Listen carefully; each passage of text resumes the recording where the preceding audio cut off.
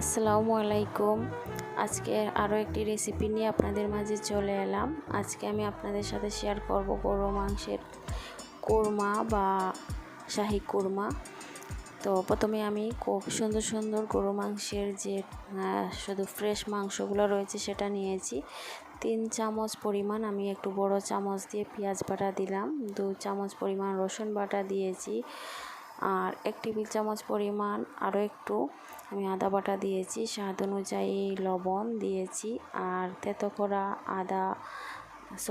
এলাচ এবং দারচিনি দিয়ে দিয়েছি। 1 টেবিল চামচ পরিমাণ ধনিয়ার গুঁড়া, 1 টেবিল চামচ পরিমাণ জিরা গুঁড়া, অল্প পরিমাণে গরম মশলার গুঁড়া দিয়ে দিয়েছি। তারপর আমি সব কিছু একত্র করে হাত দিয়ে খুব সুন্দর মতে মেখে নিচ্ছি। আমি হাত দিয়ে খুব ভালো করে মেখে নিচ্ছি।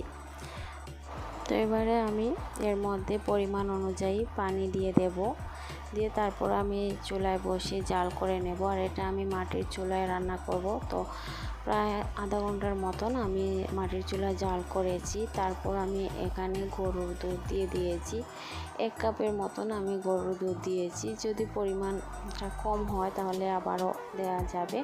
তো আরও কিছুক্ষণ আমি জাল করে এই যে নামিয়ে নিয়েছি।